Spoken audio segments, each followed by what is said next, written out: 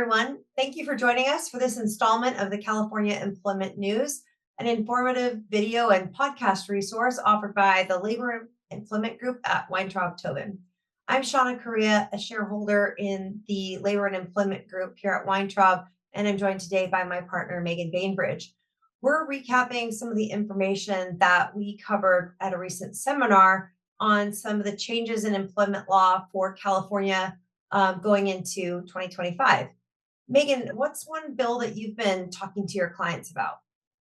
Well, one bill I feel like I haven't heard as widely discussed as others is SB 1100, which prohibits a job advertisement, posting, application, or other employment material from stating that an applicant must have a driver's license unless there is a reasonable expectation that driving is a function of the position and that an alternative form of transportation cannot suffice.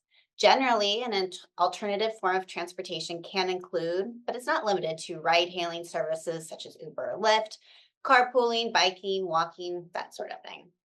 In order to establish one of these alternative forms of transportation does not suffice, employers should be prepared to establish that the alternative form would not be comparable in either cost or time. It's important for all employers to review their applications and job postings to ensure compliance with this new bill. Are there any other documents you're suggesting that your clients review? Well, there's a slight change to the Paid Family Leave Benefits Act, which employers should probably be aware of. Effective January 1st, 2025, employers' ability to require employees to use up to 2 weeks of company provided vacation before they can start receiving their PFL benefits paid by the state has been eliminated. So employers should review their leave policies, ensure that those policies do not currently require the use of paid vacation prior to receiving any PFL benefits.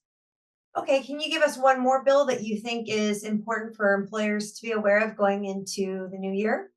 Well, yeah, so California employers will actually be required to replace two of their posters in the new year.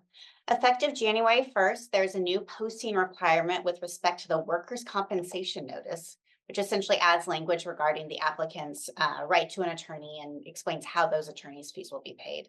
There's also a new posting requirement for the notice that describes employee rights and responsibilities under the current Whistleblower Act.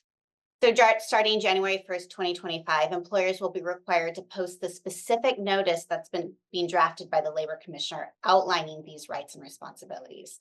So employers should work to obtain the workers' compensation notice from their workers' compensation carrier and then monitor the Labor Commissioner's website for its publication of the new rights and responsibilities notice.